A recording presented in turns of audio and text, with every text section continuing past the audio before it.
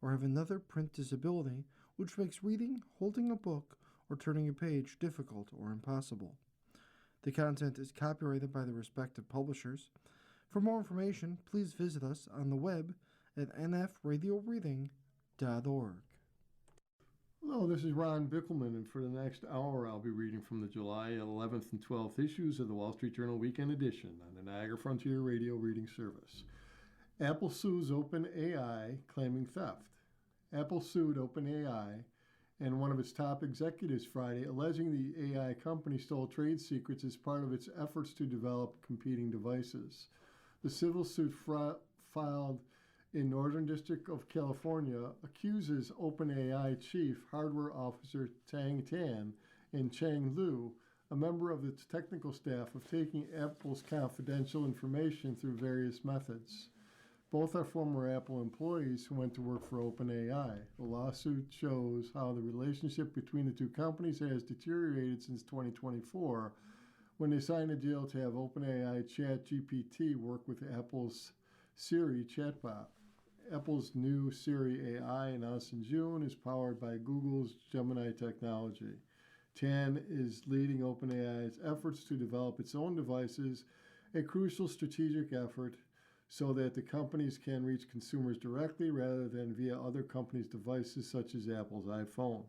The suit alleges that Tan emailed himself information about Apple's suppliers that he had directed job candidates still working for Apple to bring actual parts from Apple to their interviews for a show and tell with OpenAI team. The spokesperson for OpenAI said, "We have no interest in other companies' trade secrets. We remain focused on building innovative technology that empowers people everywhere."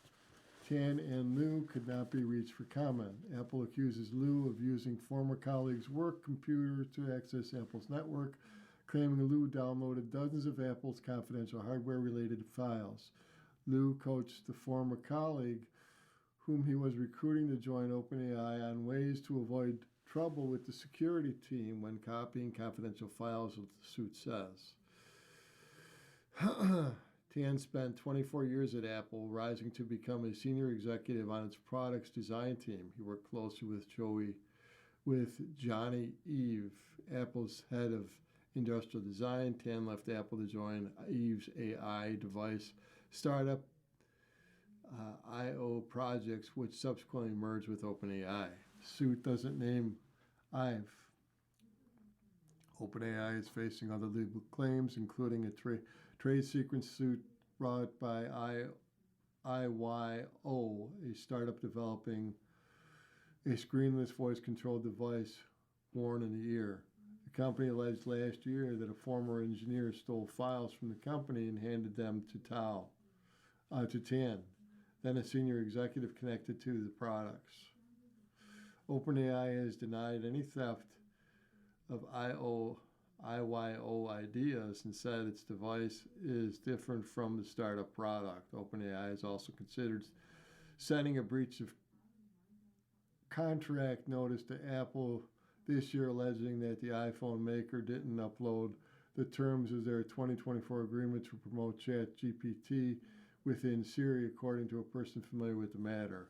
Apple didn't respond to the request for comment. Last month, a federal judge in California discussed a lawsuit from Elon Musk's XAI that accused OpenAI of recruiting a former engineer to introduce him to share information about the company's Grok chatbox. New York Times sued Microsoft and OpenAI, accusing the technology companies in 2023 of using its content without permission to create and train their IA products.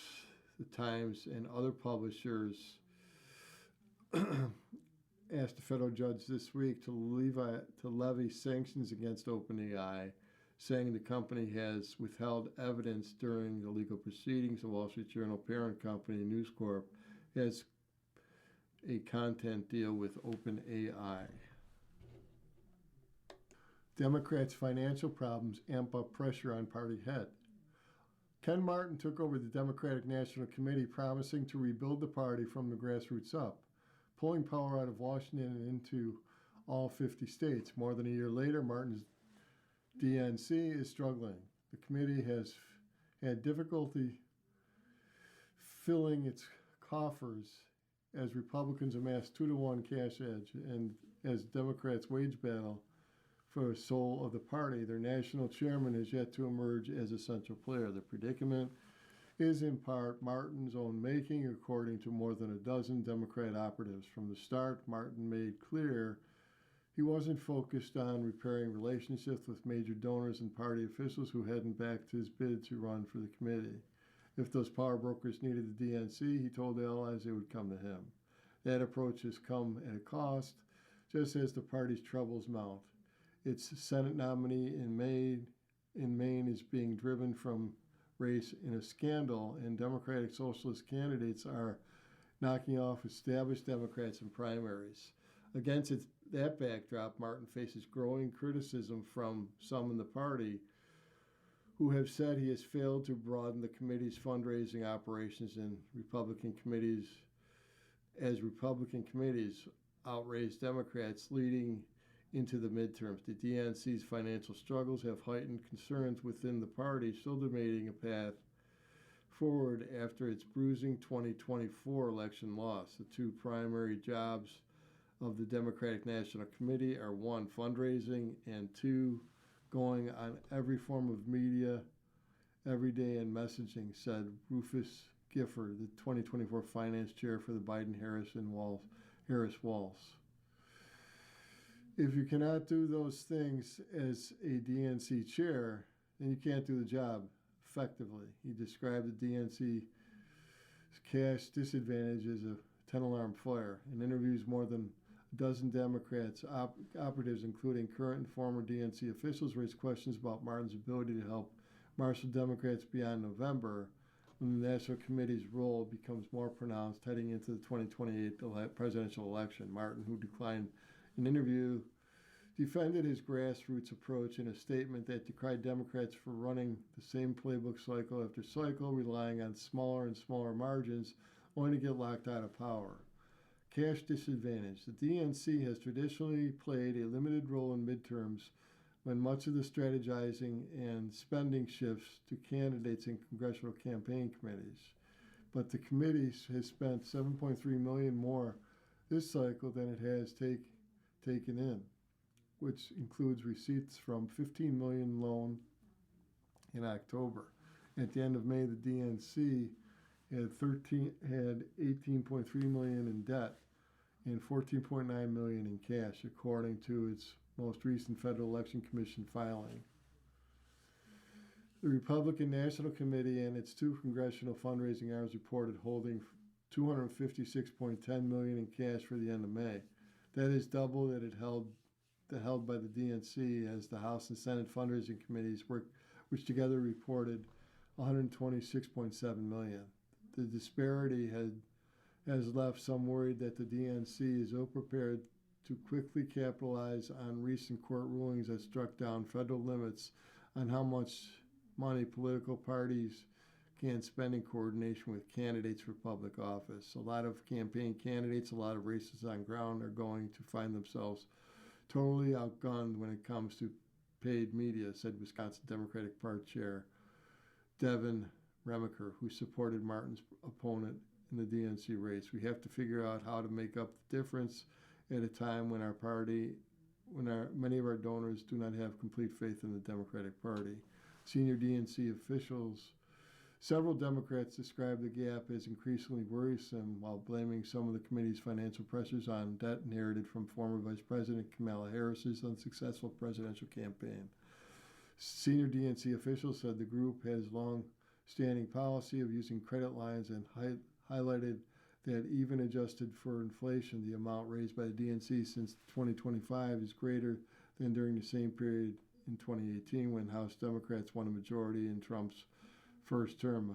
A spokesperson added that Martin has raised more money than any other DNC chair who didn't have the White House. Historically, the party out of power fares well in the midterm elections, and some Democrats believe they can benefit from the same dynamic to win the House and possibly the Senate, regardless of the national party's fortunes.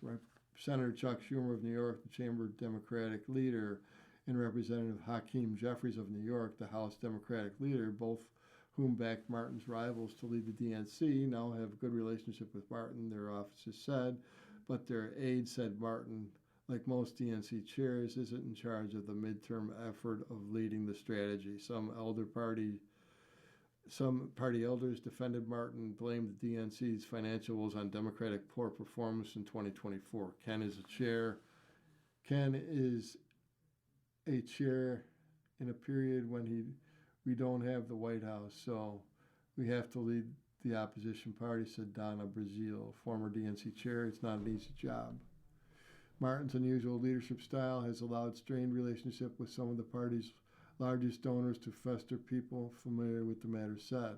Democratic mega donors haven't Reid Hoffman and Alexis Soros, who blocked Martin's opponent, haven't donated directly to the DNC this cycle, nor has billionaire George Soros, according to FEC filings. Just because you are a big donor and you are not going to you're not going to have extra influence over the priorities of the DNC, said Chris Corgi, the fellow finance chair.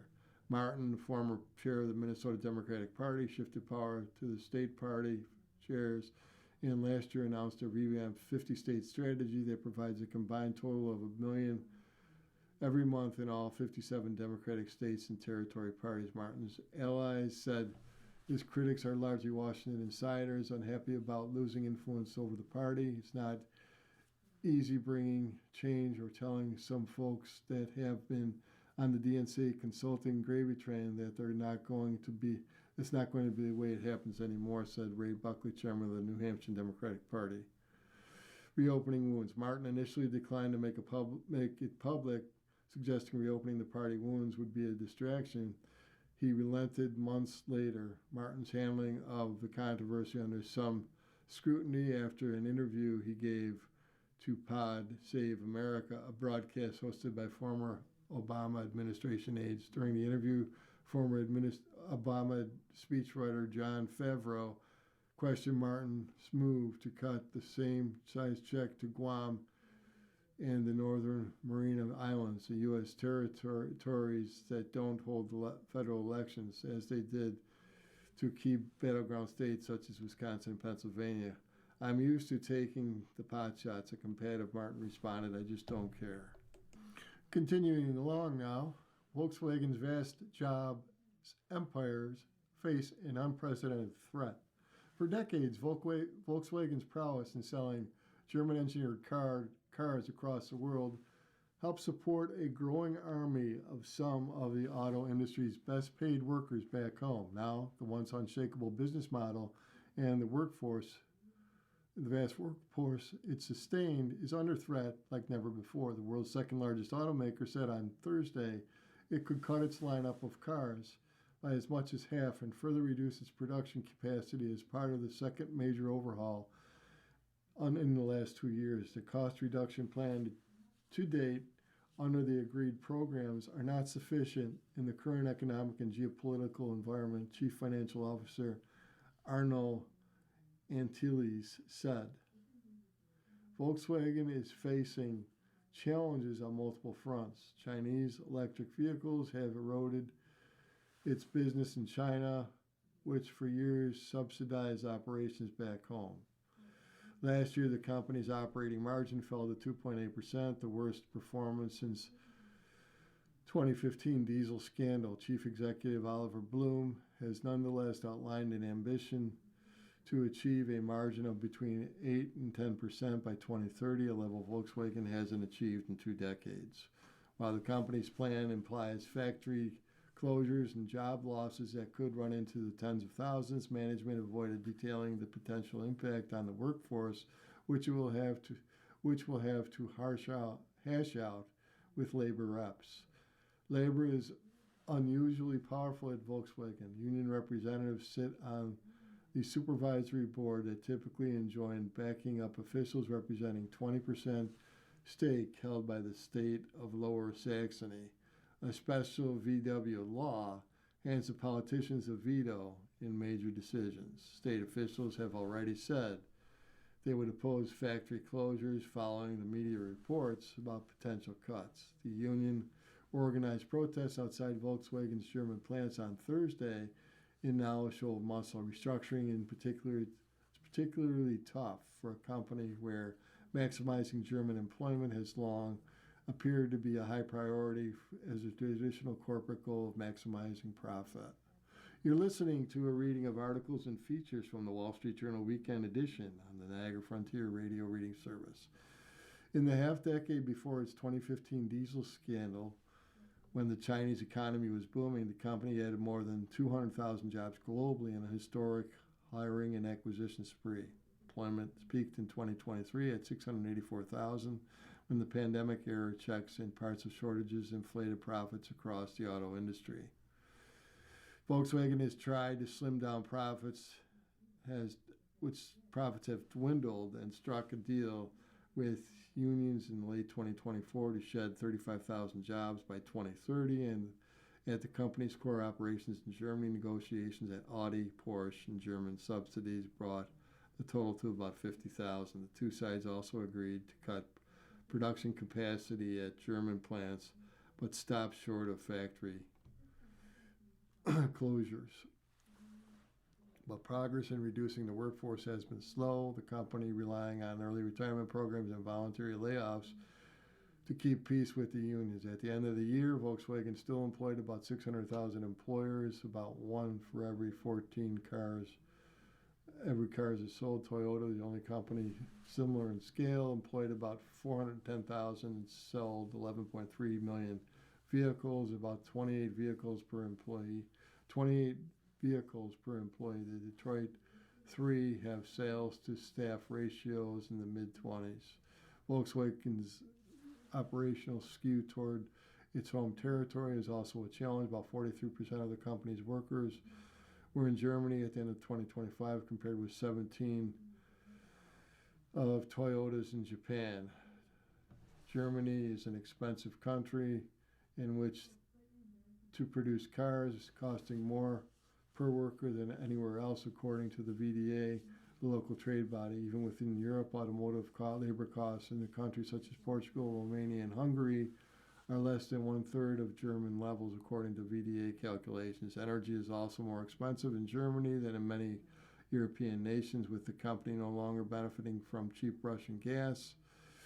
In the wake of the war in Ukraine, power costs are also lower in Spain and Portugal, where Volkswagen has some of the most competitive plants. Volkswagen's Byzantine corporate structure, with 15,000 entities and 12 core brands, added another layer of cost and complexity. After decades of acquisitions under the empire-building bosses who touted the benefits of scale, Volkswagen is both a car maker itself and a holding entity for other brands. A much more knotty setup than its global peers. The company has never integrated its brands it bought.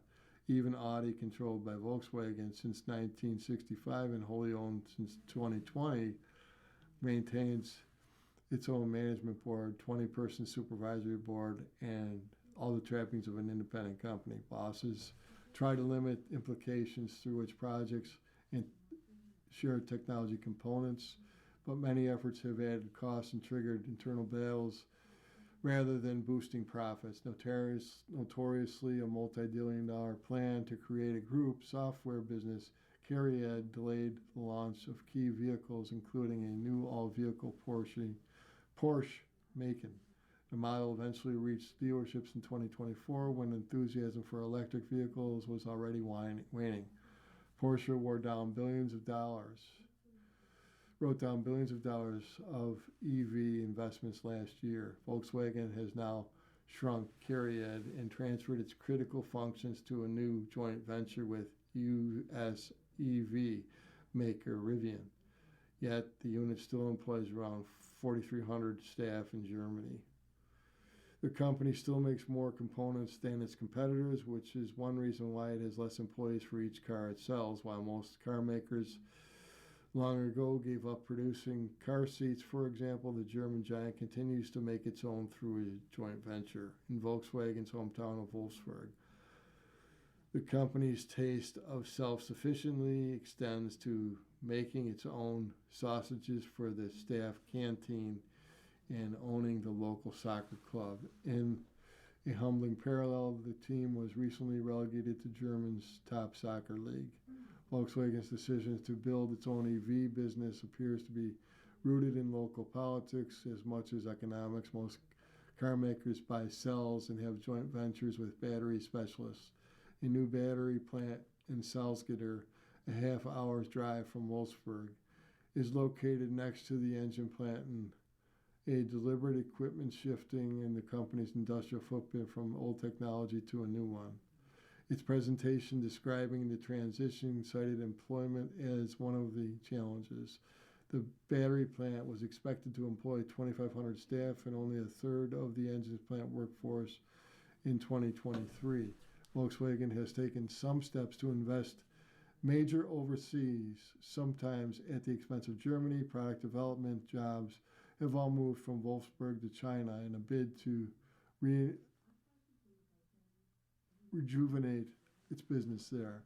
Efforts are also underway to tidy up the sprawling portfolio. Volkswagen agreed to sell 51% stake in its marine engine business, Everlance, last month for the proceeds of about $8.4 billion. In a sign of the union's power, the deal ruled out compulsory redundancies and site closures in Germany at least until the end of 2030. On Thursday, the company implied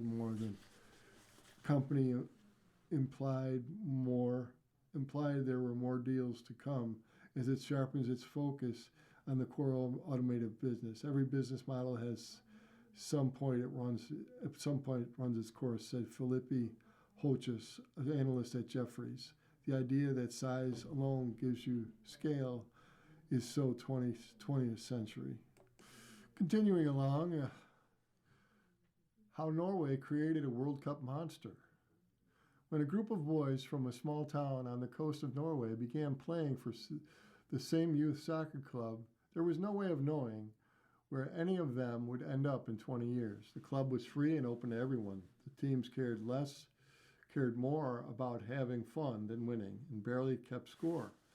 Inside a small dome, when they could practice year-round, those Scandinavian winters and darkness, the kids of Bryn FK played without pressure. The volunteer coaches preached a simple philosophy: as many as possible, for as long as possible, and as good as possible. In other words, the least American way possible. But unlike the American method of raising soccer talent, this one actually worked. Of the 40 boys on that club, 35 kept playing from childhood through adulthood. 6 turned pro, 5 were selected for youth national teams, and 1 grew up to be the most intimidating soccer player in the entire world. When Norway stares down England on Saturday with the hopes of rolling into the World Cup semifinals for the first time, the smallest country left in the tournament will be led by the humongous goal machine named Erling Haaland. With his golden ponytail, dry sense of humor, and uncanny ability to pulverize soccer balls, the 6'5" superstar had established himself as a World Cup sensation and Norway's largest ambassador. But the most Norwegian thing about this man from the Fords, who looks and plays like a Viking, is how he was raised as a boy. Haaland grew up in a low-cost, high-participation system of youth sports and couldn't sound any more radical to the American ears. It was always that everybody should play equally and everybody should have fun, former teammate said. Winning matches you as at a young age was not important. The son of former English Premier Pro and champion heptathlete Haaland spent his early years in Bern, his parents' hometown of 14,000 people. As it happens, his playing for Bern Youth Club coincided with one of the most insightful scientific investigations ever published about Norway's sports model, the study of kids who were at the same age for the same community ran for about a decade ago, long before it was obvious that the cohort had produced some great Norwegian soccer players of all time. A sports scientist named Martin Ekstrand had heard about the place that was nurturing talent while keeping everyone happy, so he set out to understand Bern's secrets. He collected data, reviewed practice schedules, interviewed the club's players and coaches, and found an explanation for Halen's success. To perform at the highest level in the most people in competitive sport in the world, you need a mix of beneficial genetic profile, he said, and an environment that is near optimal. The environment of Norway participation matters more than trophies. Norwegians are famously born wearing skis and skates, but 2/3 of the country's boys are wearing soccer boots when they are 11 years old. The nation is so committed to egalitarian ideals of social enjoyment, proper development, and sports for all kids aren't even sorted by talent until they're 13. But then the most precocious Americans are already burning out. Only after Norwegians have supplied a bunch of different sports so they can specialize in one. Holland, for example, also grew up cross-country skiing and playing handball while destroying records in what might have been the best sport of all, long jump. Once he was done flying across the world, the snow, and leaping into sand pits, he finally committed to the sport that was in his blood. His father, Alf Inge, also played at Bern before moving to Nottingham Forest, Leeds, and Manchester City, where Erling now can be found terrorizing defenses across Europe. Back in the 2000s, Holland and Bern kids had organized practices once or twice a week throughout grade school, and the rest of the time they were playing on their own. Even when the formal training ramped up, they developed individual skills before narrowing their focus to positional expertise.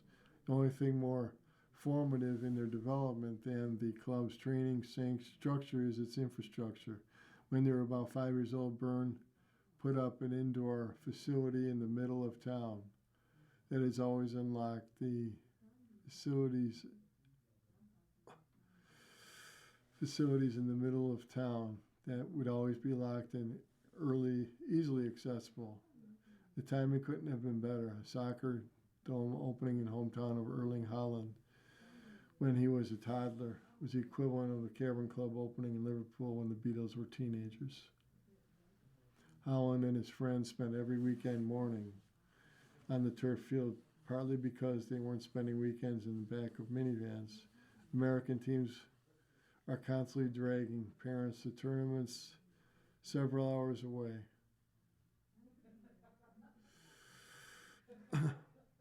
All those markets are so deeply Norwegian that the kids might as well swap their orange slices for brown cheese. But now that 1 million people in Norway do care about whether Holland's team wins or loses, the national philosophy hasn't changed. As his youth soccer coach back home in Bern once put it, we don't rate human worth based on whether you are good at kicking a ball. Security concerns sideline Air Force One. A lack of defensive capabilities aboard President Trump's new luxury jet led him to fly home from Turkey aboard an older Air Force One plane this past week after the U.S. officials received Israeli intelligence about a possible plot to kill him, according to U.S. officials.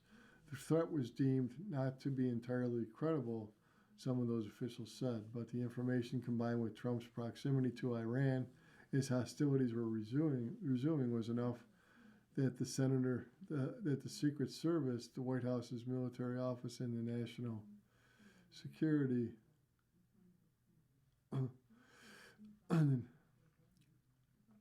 the National Security were the White House The White House's military office and some national security staff determined Trump's preferred plane, a jet gifted by the Qatar government, was overhauled by the U.S. Air Force, wasn't adequate to fly the president home, the official said. Trump ordered a new militaries on Iran this past week after Iran attacked ships in the Strait of Hormuz. The president flew the newer overhauled jet to attend a North Atlantic Treaty Organization summit in Ankara, Turkey, this past week, but he switched planes en route home, switching to the older version of Air Force One to the UK's before re-onboarding the new plane to fly home to Washington. Trump denied Wednesday there was security concern that prompted the decision to switch planes, insisting that Qatar donated that plane headed to the UK so troops there could see it. When asked whether he was aware of any credible threat from Iran against Air Force One, the president replied that he faces threats all the time and that there's number one on his list, White House Communications Director Stephen Chung, that the luxury plane has been fitted with all high levels of security protocols to ensure the president's safety. A Wall Street Journal reported Thursday that Israelis shared intelligence with the U.S. that it said indicated a fresh Iranian plan to kill President Trump. You're listening to a reading of articles and features from the Wall Street Journal Weekend Edition on the Niagara Frontier Radio Reading Service. The New York Times reported earlier that the Trump flew aboard his older plane as a security precaution. Some U.S. officials said they were concerned that Israel shared intelligence to influence the U.S. decision in making toward a return to all-out war with Iran, noting that one piece of the intelligence in isolation often provides a fragmentary look at a possible threat. Iran, known for targeting Trump, could lead to a more robust military response, officials said. A spokeswoman for Israeli embassy said Israel shares intelligence with the U.S. because of the close partnership between the two countries and not to advocate for a hidden agenda. Israeli Prime Minister Benjamin Netanyahu's office didn't respond to requests for comment. Air Force One Dale White, who oversaw the U.S. military effort to overhaul the Qatar plane into one that could transport the president, said this year that the service didn't take any shortcuts when it comes to security aboard the plane. But the Air Force also said in June that the government made trades on some of the less commonly used mission sets. The precise defensive capabilities of Air Force One are classified, yet jet was gifted to the U.S. by Qatar government last year after Trump complained that the planes he was required to fly in as president were old and small. Former U.S. officials said there are significant engineering challenges to overhauling a plane to be capable enough to carrying a president in threat environments. Frank Kendall, who served as the U.S. Air Force Secretary during the Biden administration, said he would take 3 to 4 years to retrofit the 747 plane with a full suite of defensive capabilities required to keep the president safe. It's a lot of major modifications to the plane. It's not simple, Kendall said. Current and former government officials predict Trump will likely use Qatar plane at less in overseas travel. I would have to expect them to only use it in the United States, so I was a little surprised when he took it to Turkey, Kendall said. The expected Iron Man response and broader conflict with Iran was also a consideration for the plane switch, the officials said. Iran nuclear deal is in doubt, U.S. says. World News. The Trump administration believes that a nuclear deal with Iran is growing increasingly unlikely, senior U.S. officials told reporters on Friday, in a rare acknowledgement that one of the president's core foreign policy goals of capping Tehran's nuclear program might not be achieved through peace talks. The official said Iran should release a statement declaring the Strait of Hormuz is open and that it will stop shooting at ships. One of the officials suggested that there would be serious consequences such a promise wasn't made by Saturday, while others didn't suggest there was a firm deadline. Common questions about whether President Trump is preparing for another shift in strategy after declaring the U.S.-Iran ceasefire over. Among his options would be to resume all-out war to prevent Iran from obtaining a nuclear weapon. He could also sign a deal that falls short of the demands or walk away from the conflict altogether, even though there would leave control of the Strait of Hormuz in question. They violate the agreement every day, they say. They cheat, they kill people, Trump told reporters Saturday. They'll never build a nuclear weapon under our deal, but I don't know if we're going to have a deal. Under the interim peace agreement between the U.S. and Iran, which was signed in June, Iran promised to make arrangements to restore shipping and ensure passage of commercial ships. Iranian hardliners have interrupted the agreement as maintaining control of the strait and firing upon commercial ships. So they didn't realize don't transit along designated routes. The senior U.S. officials said that if Iran can't abide by the agreement, which gave the Iran financial benefits in exchange for reopening the strait, there would be little hope of reaching a more complex deal to dispose of Iran's nuclear material and impose long-term caps on the program. One of the officials said that Iran recently communicated to the U.S. that it was a mistake to shoot at commercial ships and that both sides should continue negotiations. There's also can't be a nuclear deal if Iran fails to hand control of its buried enriched uranium to the U.S., the officials said.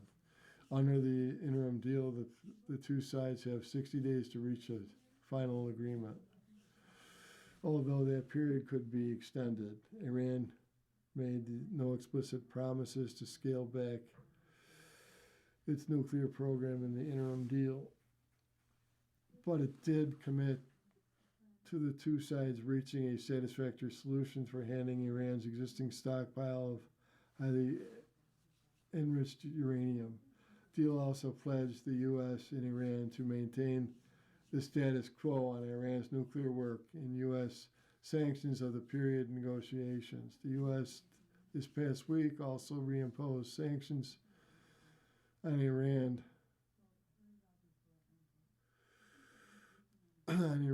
that had temporarily allowed to set oil on the open market and bring dollar nominalized revenue home, in addition to resuming military strikes. Officials in Tehran said Tehran's violation of the interim a memorandum of understanding, which lifted financial penalties on both sides, earned a reprimand. The permission follows days of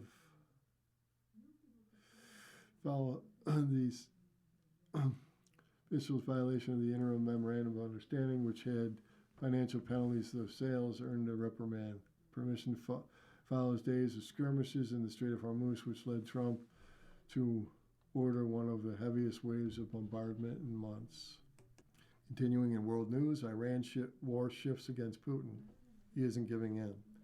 For 4 years, Russia has bet on an outlasting Ukraine in a war of attrition. Now, as Kiev drones inflict growing damage on both Russia's army and oil industry, Moscow is finding out the time isn't necessarily on its side. Vladimir Putin's invasion force is making even smaller gains at the front line, so losses exceed recruitment, and struggling to adapt to Ukraine's drone campaign, pounding its supply routes to its forward positions. Meanwhile, Ukraine's stretch army hasn't buckled as Russia hoped, and even pushing back the invaders in places with small counterattacks. Its increasingly capable armada of drones is causing a fuel crisis in Russians' occupied Crimea and pummeling refineries deep inside Russia. The war is at a turning point, but Where to isn't clear yet. Russia on the back foot for the first time since 2022 might still find a way to respond to Ukraine's advantage in the drone war. Military shifts since last winter are reflected in how the war is seen in Moscow, Kiev, and Washington. President Trump, who last year told Ukrainian President Vladimir Zelensky that he held no cards, praised the country's ingenuity and its long-range drone capabilities Wednesday in an amicable encounter with the leaders in North Atlantic Treaty Organization summit in Turkey. Some Russian military analysts acknowledge that the country is facing obstacles it's never anticipated when it launched the February 22 invasion. The Russian Federation's general strategic position has deteriorated over the past year. On the ground, the pace of advance is slowing, Ukrainian counterattacks are intensifying, and there are all signs of exhaustion within the Russian armed forces, said Ruslan Pukov, director of Moscow-based Tanks and Center for the Analysis of Strategic Technologies. Russian battlefield casualties have outstripped the new recruitment since last winter, many analysts say, leading to growing speculation that Putin is preparing to order a compulsory mobilization in Ukraine. Confidence has spread within the government, and many tried but still determined military units that the country will survive the war. Ballistic missile strikes are Russia's last major advantage, Zelensky said, calling on the West to send more Patriots. The biggest question is when, if ever, Putin will decide the war is just bringing him diminishing returns and rising costs, so he accepts Kiev's demand for a ceasefire that freezes the current front lines. The Russian leader has continued to repeat maximum war aims, including terrorist concessions by Ukraine and its establishments of Moscow's influence inside the country. But U.S. officials hope Putin might be open to a deal that stops the war in terms of that Kiev can live with this year. Others say the answer is never. Putin is prepared for a protracted war of attrition regardless of the concessions, Pukov said.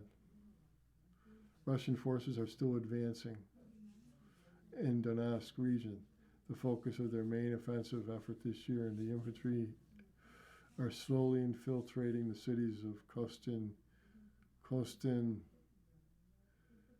Tenikva, as they are from taking it. The big change this year is that previously Russia was inching forward nearly the entire more than 700-mile front line, or at least several factors at once. Now, it's just a matter of now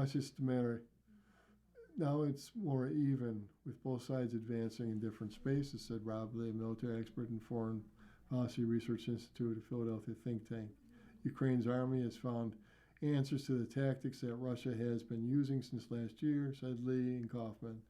Russia has relied on a combination of infantry sneaking through Ukraine's thinly held front line and drones targeting Ukrainian movement behind the lines.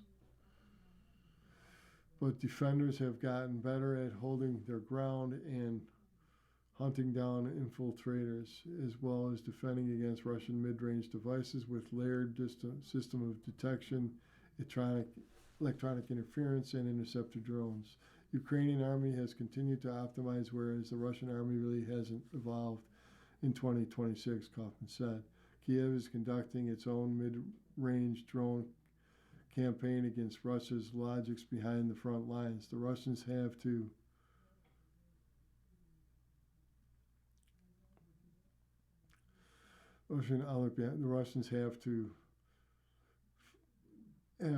far struggle to adapt, and Ukrainian units have developed new tactics to combine infantry and drones to collect counterattacks. Ukraine's escalating drone and missile strikes have hit Russian refineries and other energy infrastructures from Moscow to St. Petersburg, deep within Siberia, and now satellite imagery and video footage from social media. But Ukraine's property isn't video proof. Isn't enough to force Ukraine to accept the truth. Vladimir Zelensky, the former head of Ukraine's military, wrote in Britain's Telegraph newspaper, the military balance has become one of the mutual denial rather than decisive victory. Kiev faces a test of endurance. Russia continues to fight. You're listening to a reading of articles and features from the Wall Street Journal Weekend Edition on the Niagara Frontier Radio Reading Service. Time is 45 minutes after the hour. White House made fixing Intel its pet project, and it's working. This is the exchange section of the Wall Street Journal Weekend. Tim Cook was under pressure from the White House last summer when he fielded an unusual request. The Apple chief was in Washington, scrambling to persuade the Trump administration to abandon its plan to impose tariffs of 100% on all semiconductor imports, a move that would likely increase the cost of the most important products. Apple eventually won an exemption after committing to invest hundreds of billions of dollars more in the U.S. In this course of their meetings with Cook, President Trump and Commerce Secretary Howard Lutnick also brought up another American company, that troubled chip maker Intel. Trump and Lutnick urged Cook to use Intel's manufacturing plants or fabs to make some of Apple's chips, according to government officials. In one of the most remarkable examples of state capitalism in recent memory, the U.S. government became the chip maker's largest shareholder later that month when it converted $9 billion in federal grants into a 10% stake in the company. Nearly a year later, Trump announced via Truth Social post that Apple would begin using Intel chips made for some of its products, sending Intel shares to record trading highs. I decided to help Intel because we needed to design and build our own chips right here in America, Trump wrote. Apple plans to have Intel make chips for both Mac laptops and iPhones, according to a person familiar with the negotiation. The connection between the tariff talks and a potential deal between Apple and Intel has not been previously reported. Intel shares have more than quadrupled since the Lip-Bu Tang took over as CEO in March, promising to cut spending, reinvigorate its product lines, and attract game-changing customers to its contract manufacturing business as Foundry. The company's stunning resurgence is partly good luck. The AI boom recently entered a new phase that damaged huge quantities of the computer chip known as CPUs, Intel's specialty. But the Trump administration financial and strategic patronage has been the more crucial factor. The administration has taken a hands-on approach to the company, twisting the arms of its major potential customers and partners, including Apple, NVIDIA, and Elon Musk SpaceX, all of which have signed deals with Intel since the government stake was announced. Tan has been visiting Washington about once a month to meet with officials from the Commerce Department. Intel and U.S. government officials said Tan also talks on the phone regularly with Lutnick, updating him on the consumer relations and business conditions. Bill Frenhofer, the veteran semiconductor industry investment banker who serves as the administration's chip czar, is even more in the weeds of Intel's business. He gets a briefing from Chief Financial Officer David Zinsner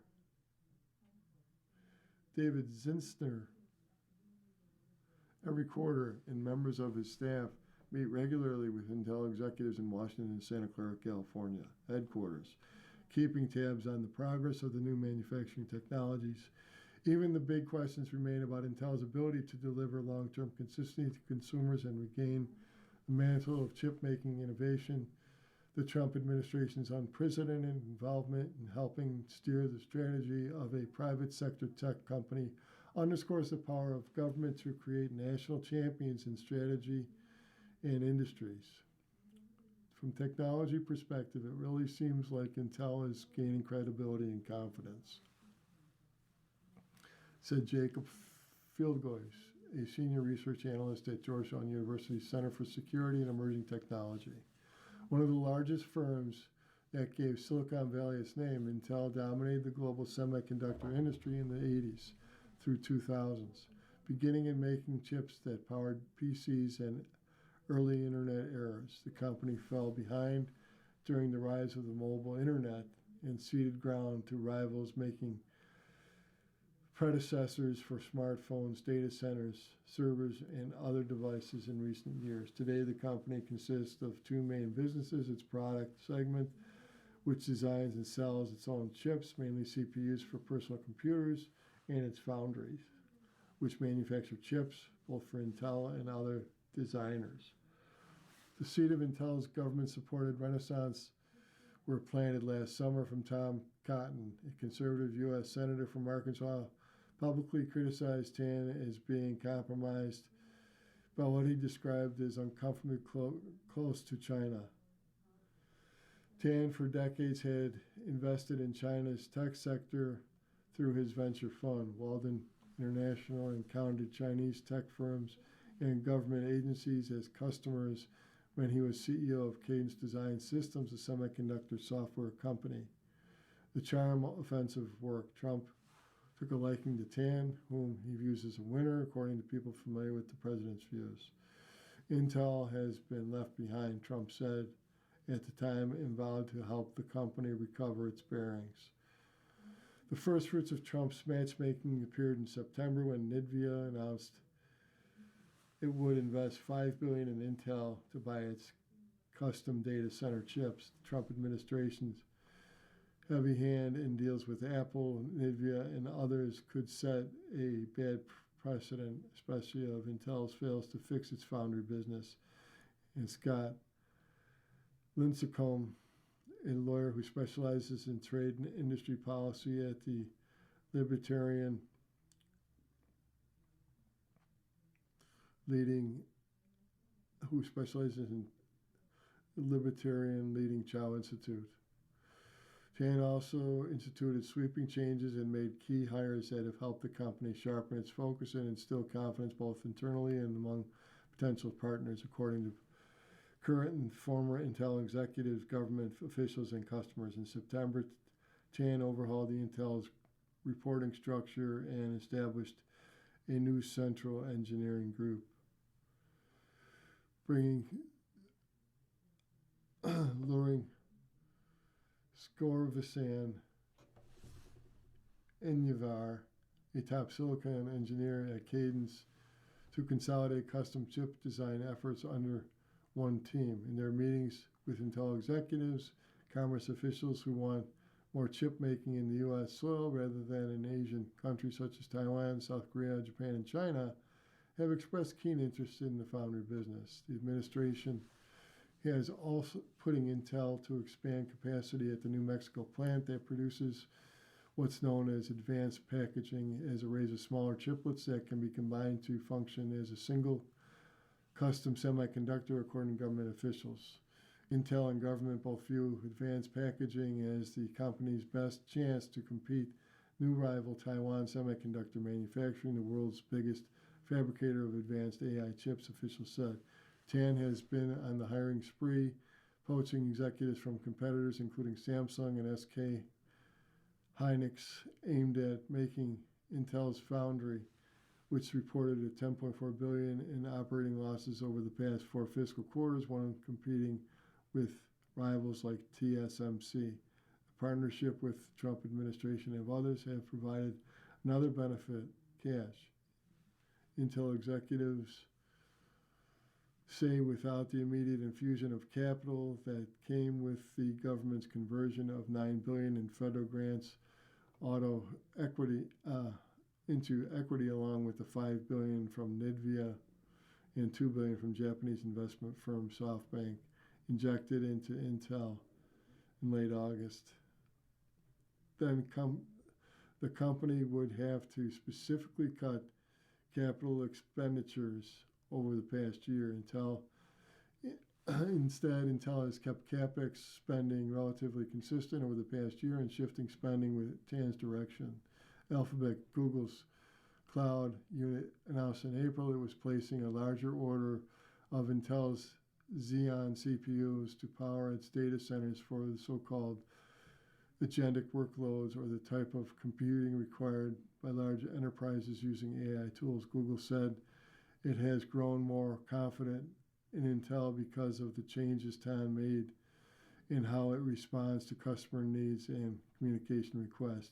When they listen to our feedback and execute against it, that makes us even more excited to partner with them, said Mark Laymeyer, Vice President and General Manager of AI and Computing Infrastructure at Google Cloud in an interview. Now in sports, Norway's World Cup runs aground as Jude Bellingham's England outduels Erling Haaland. There's always going to be a World Cup quarterfinal decided by one man. For weeks now, his game-breaking talent and insatiable appetite for goals has captivated America. He was the teen prodigy destined for greatness, incubated by Borussia Dortmund, who is now playing for one of soccer's leading clubs. Only this time it wasn't the ginormous Viking with the ponytail. Instead, it was England's own talismanic leader, a 23-year-old dynamo named Jude Bellingham, who saved his country's World Cup from embarrassment. His two goals, including one in extra time, helped turn a 1-0 deficit into a 2-1 victory over Norway and put England into its fourth ever semifinal at this tournament. He does it every single match, England's head coach Thomas Tuchel said. World class. Wednesday, the Three Lions are set to run into their oldest nemesis, Argentina, but Tuchel cautioned that his side won't be able to count on another one-man show. We made life very difficult for ourselves today, Tuchel said afterwards. We're in the last four. It's amazing, but I'm not happy with the performance. We were lucky today. They were also lucky that Bellingham happens to be born an Englishman. The Real Madrid player, who once was a teammate of Haaland's in Dortmund, had already played a starring role to put England in this game in the first place. His two goals in the Estadio Azteca carried the Three Lions to a 3-2 victory over Mexico in the round of 16. But he proved on Saturday that he wasn't single-handedly turning the World Cup matches on his own. He has now bagged 8 of 12 international goals at major international tournaments. None of those was as consequential as the one he turned into the corner of Orland Nyland's net in the third minute of extra time to put England in front for good. The Norwegian goalkeeper had fumbled a long-range effort when Bellingham displayed his uncanny instinct for meeting the moment, slamming home the loose ball in front end. The massed ranks with Norway fans in red jersey. Until that point, Norway had frustrated England as much as any opponent this summer. A team that boasted of a pair of English Premier League champions in Arsenal's Martin Osgood and Manchester City's Haaland had figured out precisely how to counter the Three Lions' billion-dollar collection of talent. They defended stoutly while forcing England to work hard for every chance in the heat of the Florida afternoon. And in the first half, despite having almost none of the ball, Norway even took the lead. The goal from Andreas Selderup was classic of the did he really mean it variety in an effort that looked suspiciously like it meant to be a cross, but somehow wound screaming into the top corner of the England net. The Norwegian strike immediately joined the ranks of similarly fishing finishes at the World Cup, from El Morado's goal from the byline in the 1962 final for Brazil to the looping 40-yard free kick from Ronaldo that dropped into the top corner to eliminate England from the tournament in 2002. 6 minutes later, there was no doubt about Bellingham's intentions when he tied the game at 1-1. Receiving a pass from Anthony Gordon in the box, Bellingham took 3 controlled touches, spun into Norwegian defenders and drilled a low finish into the corner. It's pure mentality, and Tuchel said. You can't bottle it up and sell it. But in the second half, England looked every bit like the team. The following program is intended for listeners who are blind, have low vision, or have another print disability.